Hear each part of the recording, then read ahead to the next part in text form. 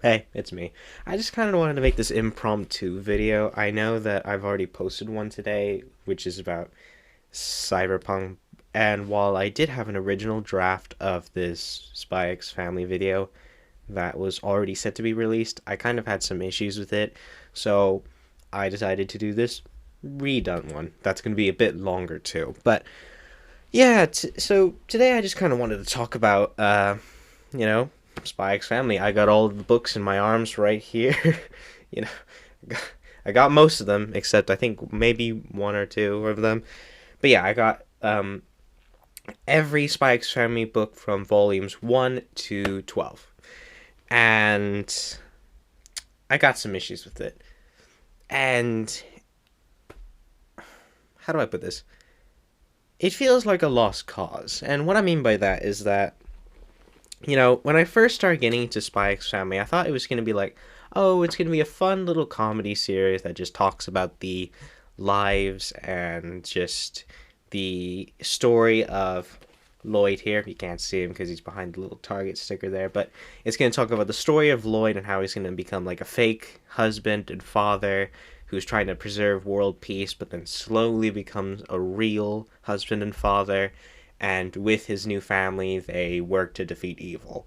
And I thought that it's actually a really cool setup, you know, and then it's squandered upon, which is really disappointing because this entire series just has so many cool ideas, and it pretty much does nothing with those ideas and concepts and characters that you know it's disappointing, and it like loses reader investment. I mean, how it took me out of all of these things was by looking back at the cover here, where if one was a keen eye, they'd see that it says about right here at the newspaper, it says comedy, not serious.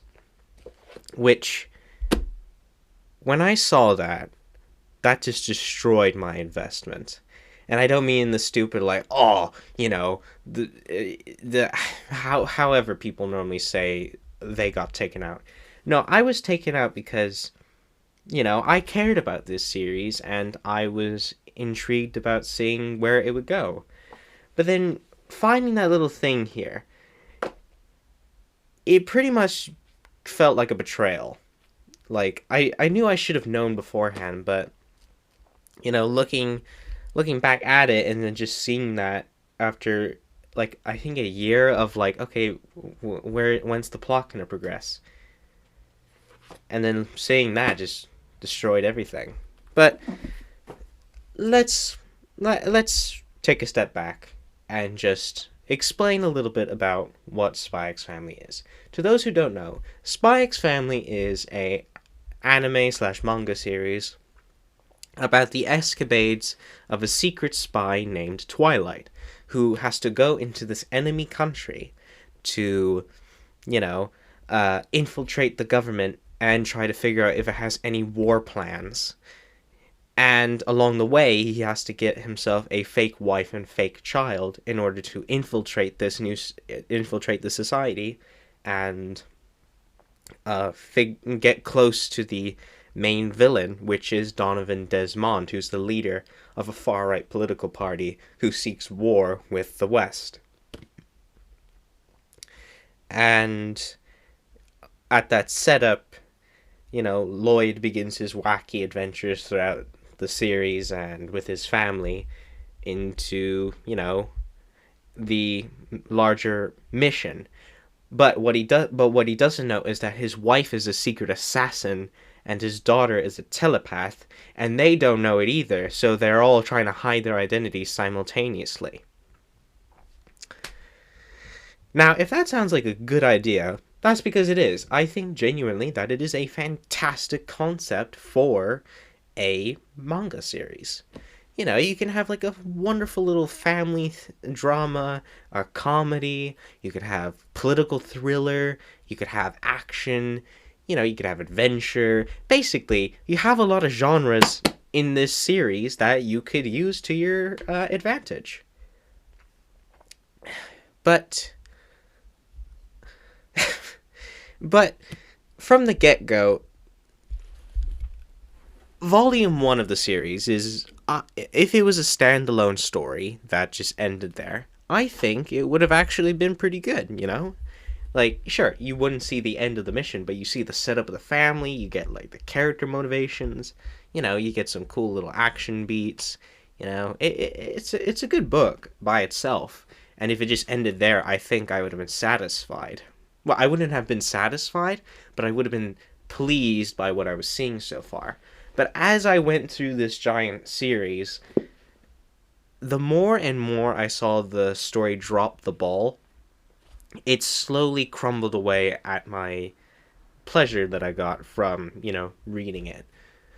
But before I go further, what is the world of Spy X Family? So, the problem with trying to answer that question, because, you know, before you create a story, you need to create the setting, the context of it.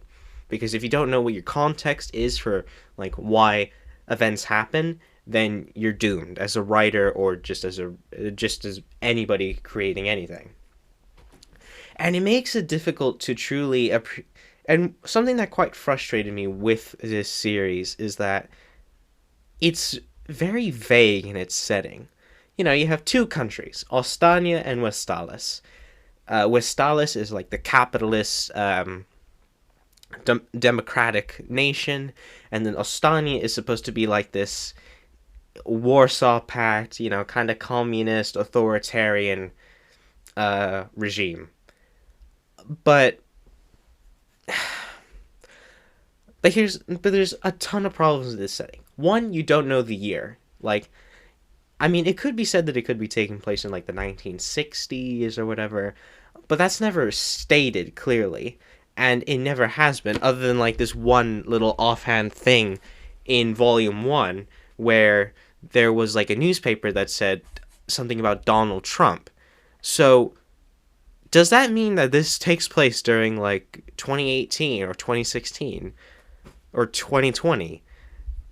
Which, if it does, then what? Because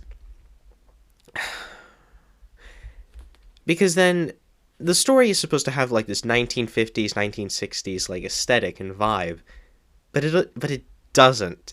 Everyone kind of talks modern, They act kind of modern. They have all these conventions that we would see as quite contemporary, and because of this weird like what I can only describe as sort of a schizophrenia, it leaves the setting very confused.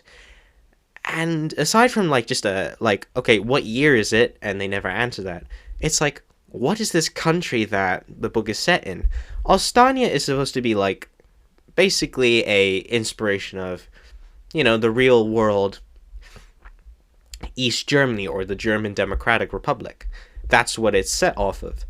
But what makes this confusing is that the East Germany of our timeline was a totalitarian communist regime, There was no freedom of expression, there was no political parties. Well, there were, but they were all scams.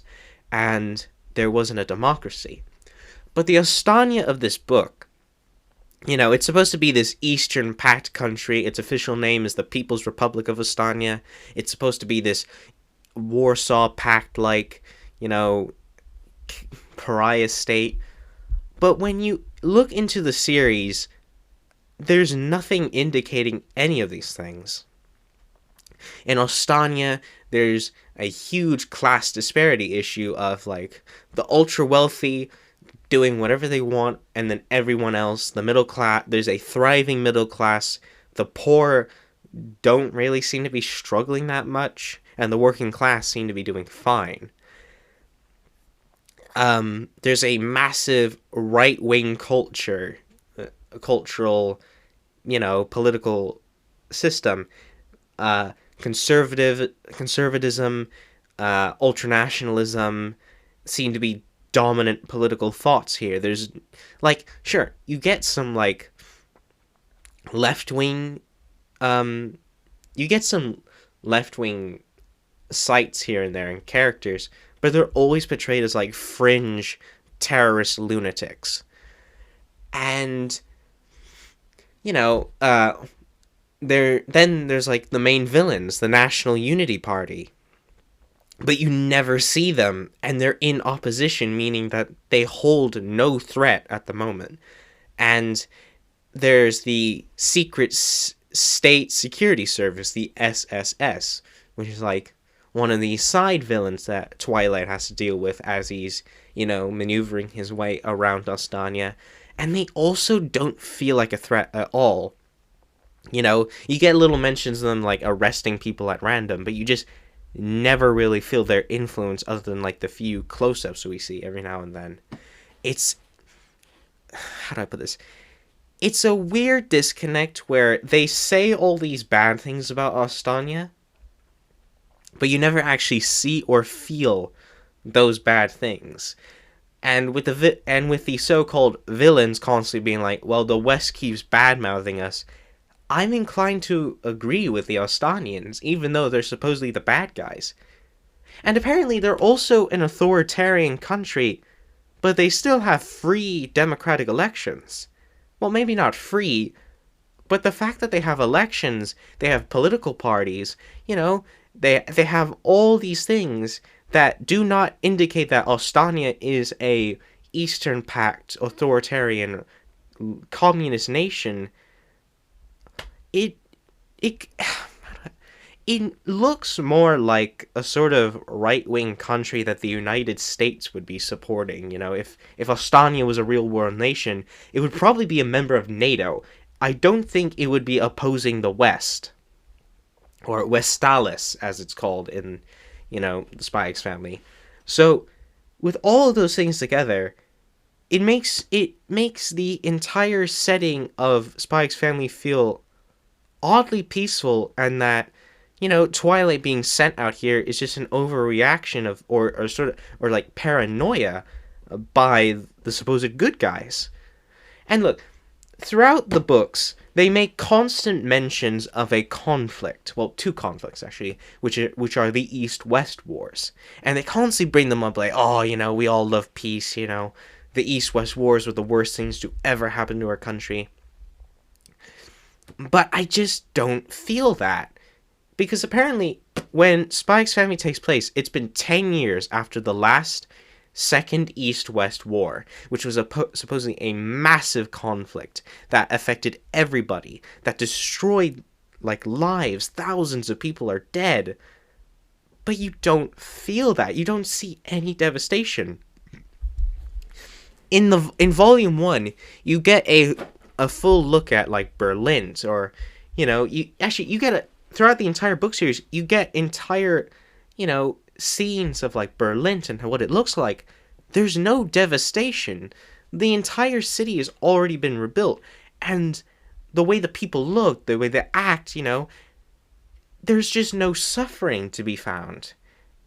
The entirety of Ostania has apparently recovered in 10 years, which is so unrealistic, because if to anyone who recently has lived through an experience of war, or countries that have recently just left a conflict, or basically any nation that has gone through any debilitating, national pressure, people know that, these sorts of things do not take only a decade to leave. They take decades, maybe even centuries of, coming to terms with what occurred and, finally recovering. But, in this series, that it's already done. Ostania has fully healed. There's no problems left. So, when you still hear of these people who are, like Donovan Desmond in the National Unity Party, who are apparently still pro-war, despite them being thrown out of office for them protracting the war that went on in the book, in the series, and how canonically Ostania still maintained its wartime policies, the entire setting just falls apart for me, and I think other people too, because this doesn't make sense, But yeah, so as I hope as I hope that I illustrated to you nothing about this setting makes sense. There's no reason for why the main villains would want a war again if they lost it, or why the good guys would want to spy on Donovan Desmond if he's out of power and has been so for the last 10 years. But enough of that for now. We talked about the setting. Let's go more into the characters. And characters, what I mean by that is that I can mean individuals and factions. I consider them, that's what I mean by them. So just to clear that up. But starting with characters, let's talk about Lloyd and Wise, or the Westalian Intelligence Section Eastwards. I think that's the official title. Anyway, so Twilight is a secret agent for Wise, or just Westalis in general, and he's considered one of the best agents the country has ever had, and when you hear of his credentials, how he's able to just pull off any maneuver, how he's able to infiltrate entire organizations and countries and then leave like a ghost, I think Volume 1 of Spy X Family does a good job of portraying that Twilight is a competent guy. He's capable of coming up with plans on the fly, adapting on the go, and his his ability to disguise himself with the faces of others, being able to quickly mimic people. He's a human chameleon, and I think that this series is actually quite good at portraying that Lloyd is not a stupid person. He's a smart, competent guy. And, we see him infiltrating Ostania, setting himself up, getting his fake wife and fake daughter. And so far, it makes sense. There's nothing. Actually, no. The way he does things makes sense. However, he never really stumbles into any challenge, if I'm going to be honest.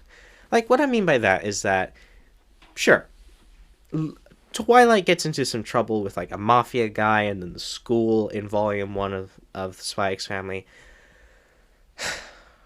But the issue is that it doesn't feel like a true challenge to Twilight. He's not really being... His skills are not really being tested. He can easily solve anything. And it's okay, well, what's the challenge here? He's actually had it very easy this entire time. And to really make the story feel even easier, that's when we get introduced to two more characters. Anya, who is a telepath, and then Yor, who's the assassin. Let's start with Anya. Anya is honestly one of my favorite characters of this entire series because I think she's severely undervalued and underused. Anya, here, I have here. This is Anya. So, Anya is a tiny pink-haired gremlin who can read other people's minds. And here's the thing, Anya is not stupid. She acts stupid, and she sometimes reaches the wrong conclusions, but Anya is not a stupid person. She's actually very intelligent for her age. But the thing is that she's just very underused and only used as a gimmick. She doesn't have any other goals. She doesn't have any will of her own other than that to please her parents or to, do anything of her own desire other than short-term goals, or her really vague one that she just copied off of Twilight, which is to, bring about world peace. She doesn't do anything of her own will. She does it to please others, which really kind of annoys me because Anya, I think, could easily become one of the best child characters ever written in fiction, And I don't mean that hyperbolically. But she's just so underused that it feels disappointing to witness her just become a gimmick for everyone else to insult and to, take advantage of. You know, it's disappointing how Anya is used throughout the series. And I will explain how further on, explain that point further on. And then we have the fake wife, Yor, the assassin. Now, Yor's entire shtick is that she is not the brightest, but she is incredibly strong, so much so that it defies human limits, and she is an assassin with a very caring nature. But she's clumsy, she has her issues, and I think that's a good balance. Yor is incredibly strong, incredibly caring, but she doesn't have the brightest mind, and she's kind of clumsy. Wait a minute. Actually, wait a minute. No, no, wait, no, no. Those flaws don't make sense. If Yor is an assassin who is capable of inhuman feats, you know, she could basically do anything. She's clearly very bright in combat situations. It doesn't make sense that throughout this series she's kind of portrayed as like an idiot. She doesn't have like the greatest sense of common sense. And it annoys me that Yor is only ever used as like a joke. Like a common joke throughout the entire series is that she can't cook, and whenever she does cook, it's more of a chemical weapon. But that just doesn't make sense because like Yor is not stupid and she's not incapable of anything. She's an assassin who can kill in seconds. She can overcome anything, and yet she's still portrayed like that? She can't cook, she can't clean. I guess it's a clever inversion of the housewife trope, but still, it's kind of an overcorrection. And yeah, no, yeah, throughout the series, yeah, just that's Yor is honestly not my favorite character because she's just kind of there. She doesn't really impress me. I mean, sure, she loves her family a lot, clearly, but she never says that, and that kind of leads into a broader issue regarding the trio, which is Yor, Anya, and Twilight. They're too hung up on staying secret. They never made any progress to revealing who they are to one another or trying to work together directly. Instead, they all work indirectly together. And it's kind of really unsatisfying. And there's a lot of moments throughout the series where Tatsuya Endo teases that he's going to they're going to reveal something about each other, or they're going to bond, they're going to come closer together as a family. But they never do. It's really... Okay, yeah. It's in book 7, I believe, where it's book 6. Yeah, sorry, book 6, where we see that Yor is becoming really uncertain of herself as a wife and mother to Lloyd and Anya, and that's completely natural. That's because in this volume, Fiona here, she's one of the side characters. She's trying to undermine Yor's authority as the wife in order to get closer with Twilight, because as it's revealed, Fiona is secretly in love with Twilight.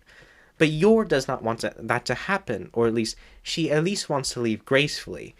However, what occurs throughout that is that, Yor later on gets drunk and she admits that she feels like Twilight is cheating on her with Fiona and that she's just being used.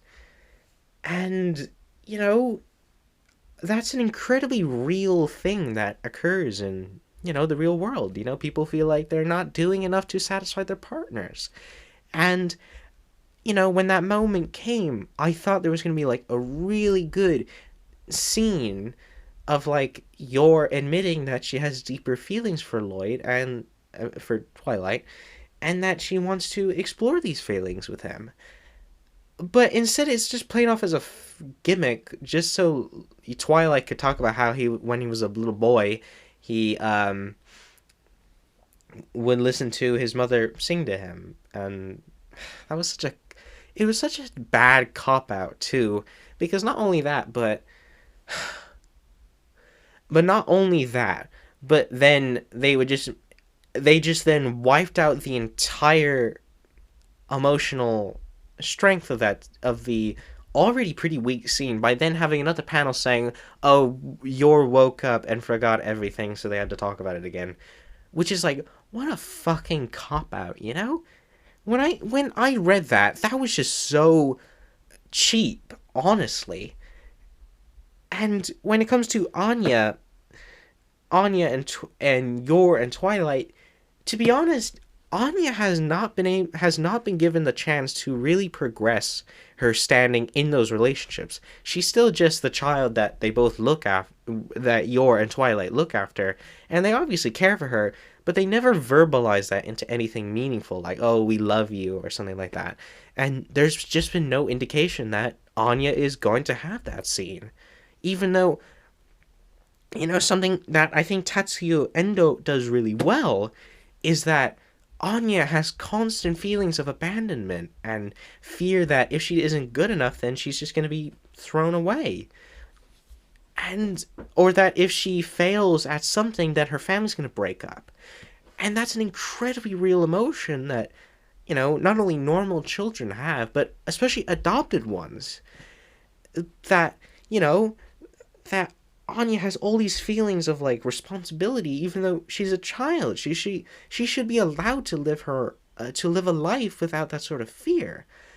But the series never goes further into that. Instead, she just has empty platitudes about how much Loy, how much Twilight and Yor mean to her, but it never progresses into anything more, which is really, really, really disappointing.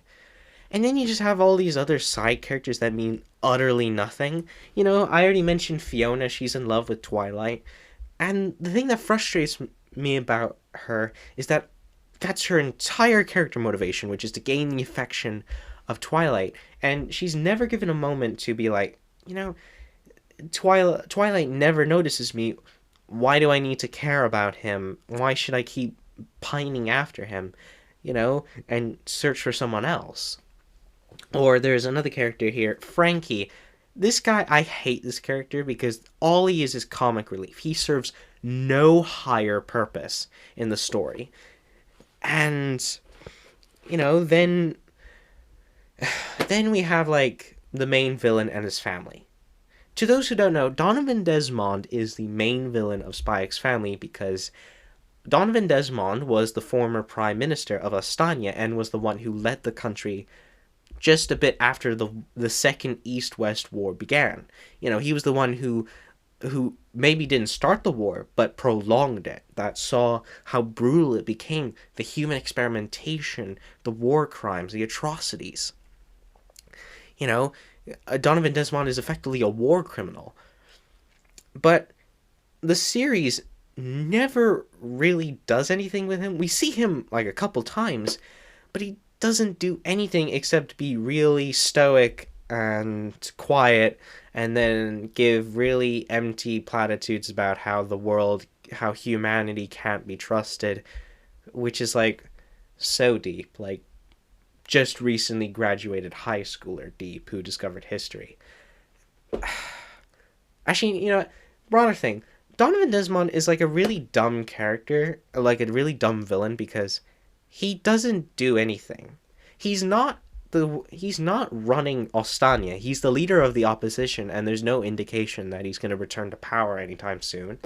His National Unity Party is also never really mentioned. We don't see anything that comes from that party. We don't really see how much of a threat it is. Sorry.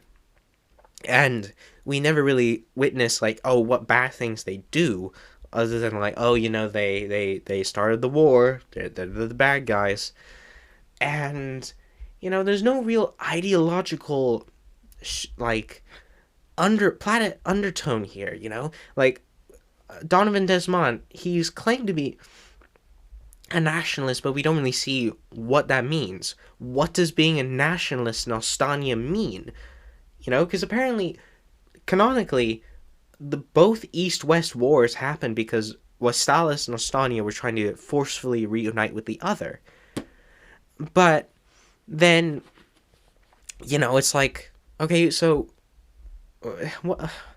So does this ideology still persist in this world? Does Ostania and Westalis still demand reunification? Because right now, throughout the series, they're presented as two powers trying to maintain peaceful diplomatic relations and reconciliation. And I think that on its own would be fascinating to explore. But it's never really talked about. Instead, it's just like, apparently these two countries are at reconciliation, but they're both constantly spying on each other and like their populations want war, which is like, okay, what? And Donovan Desmond kind of reinforces this sort of emptiness that can be found within the Spy X Family villains, which is like they say all these really kind of edgy 14-year-old philosophical things. Like Donovan Desmond's is that humans can't be trusted, and they do nothing on those platitudes. We don't really see anything that comes from their villainy, supposedly. Now, with Donovan out of the way, let's talk more broadly about his family. So, the Donovan Desmond family consists of about 4 people. Donovan himself, his wife Melinda, Damien Desmond, this kid here, and then his older brother, Demetrius Desmond.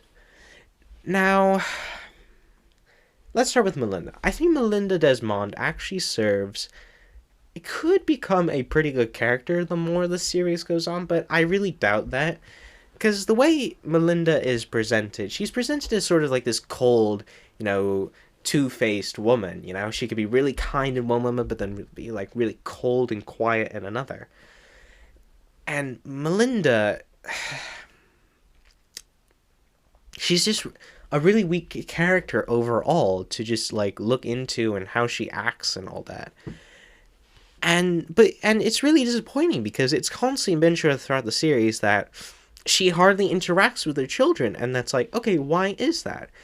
And I think that, she could be a really powerful, like, sort of representation of, like, postpartum trauma, which, to those who don't know, is a sort of PTSD experienced by mothers after childbirth. During a particularly painful childbirth, they can develop postpartum trauma, which I think would be such a sort of brilliant, not only narrative tool, but also a sort of bit of representation that we don't really see that much. That is not really too prevalent in the current cultural sphere. And I think Melinda could be really good at, presenting that sort of trauma, but she's never utilized that way. She's presented as a crazy woman who's just like, she thinks her husband has been replaced with an alien. And then we have Damien Desmond, who's like the youngest of the family and Anya's friend/enemy. He's kind of the polar opposite of Anya, where Anya fears that failure might lead to her family breaking up. Damien fears that if he fails, then his family will abandon him on their own. They'll like throw him aside, and he constantly has all these like expectations put on him because the Desmond name in the Spy X Family series is presented as a really big deal. If you're a Desmond, then you have access to all of the upper elite of society. And Damien experiences that firsthand, all the children and their parents want to be his friends because it's Damien Desmond. He's related to Donovan Desmond, the former prime minister. And I think they do it. I think the author actually does show that pretty well when it comes to Damien. Where Damien fears failure, where he fears like disappointing his father, where he strives to be the best of the best purely to impress someone else. And I think that from everything we've seen so far, those are really good representations of Damien. He's quick to anger. He doesn't want to fail. He strives to do best in something immediately.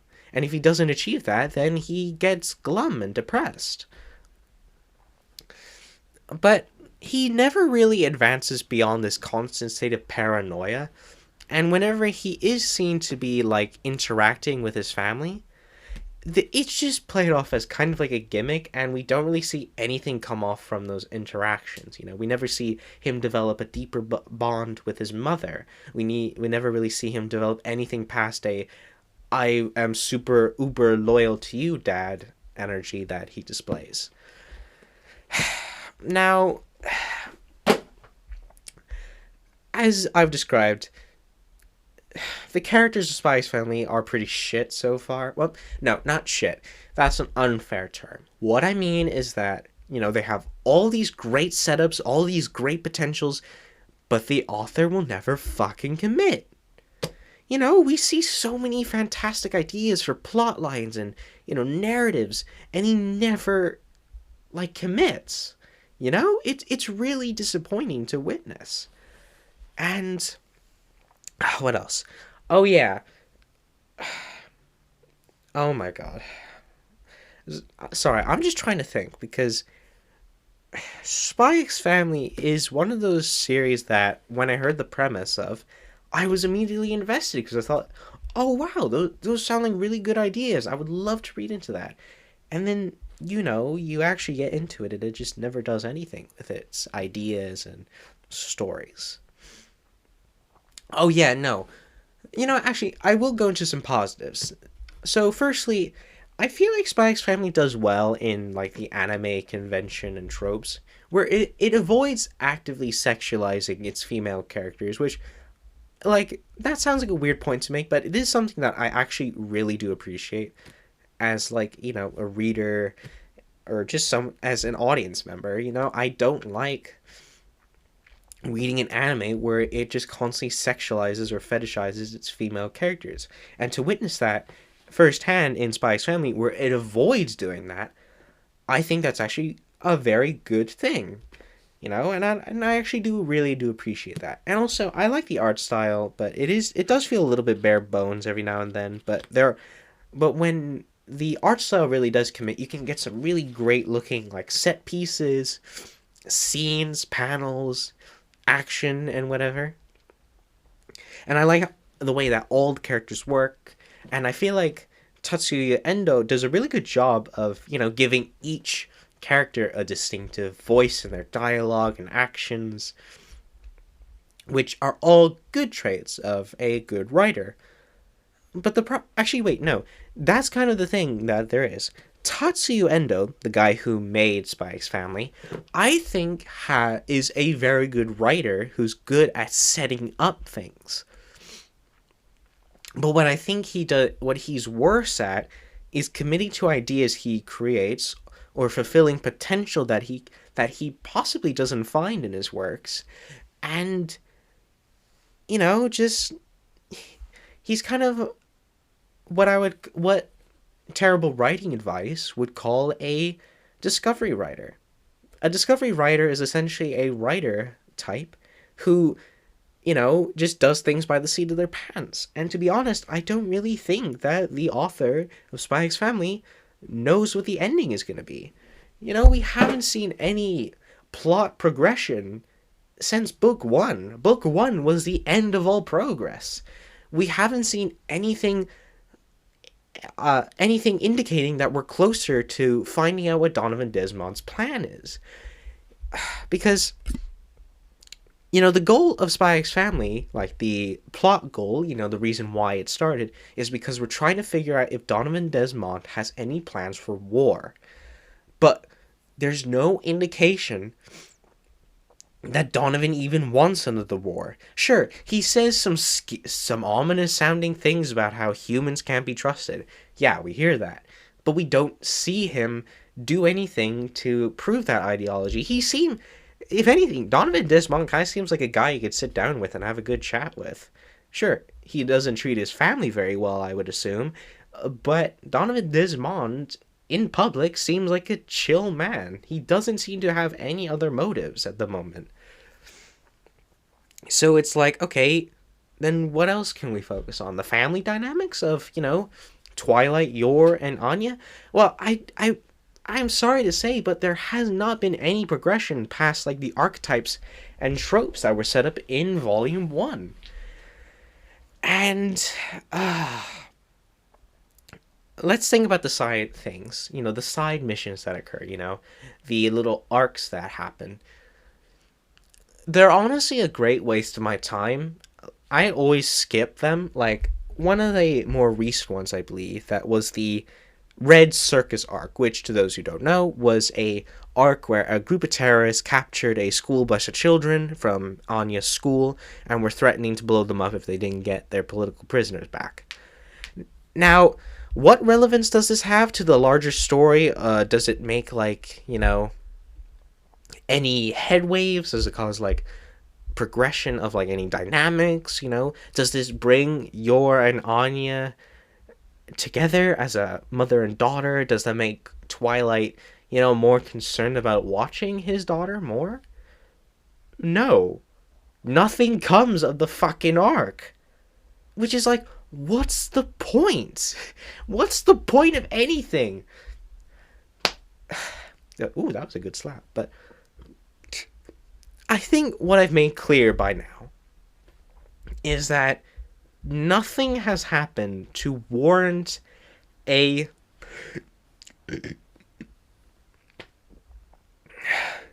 You know what? That burp is going to be all I'm going to say. That burp said nothing and yet said everything. That is how I'm going to describe everything that happens in Spy X Family so far. That singular burp. But, yeah, no, I made this video because it honestly saddens me to see a series that I really did care about, that I really did care about, do nothing with anything it sets up or proposes to me. And I don't know where the story is going to head. I don't even know if there is going to be an ending and if this is just going to be like some stupid episodic adventure story. If I had to make an analogy to another series, it would be Harry Potter.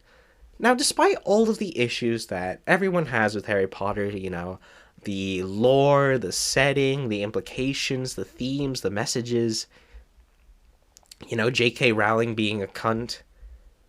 Look, if there's something you have to respect about Harry Potter, it's that it knows what it's doing, it knows what it's trying to say at the end, it makes sure to tie up loose ends, and, most importantly, it has a fucking ending that it indicated to 7 books ago. And during those 7 books, we saw character progressions, character arcs, changes to the setting, the rise of the bad guys, why the bad guys do what they do. We got ideological implications, we got philosophical ones, we got myths and legends, we got magic, we saw Harry become like a timid boy to become a hero. We saw how the other characters turned into like cogs of the larger mission to defeat Voldemort, and we saw the main message of love conquer evil. We got a message from Harry Potter. Harry Potter achieved what it was setting out to do. And that's why I honestly do still respect Harry Potter, even if it pisses me off. But Spy X Family doesn't do that.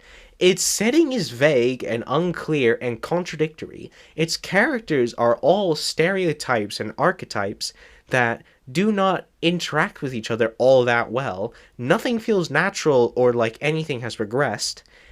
The art style and dialogue and the way everything looks is the only things I can really praise about this series.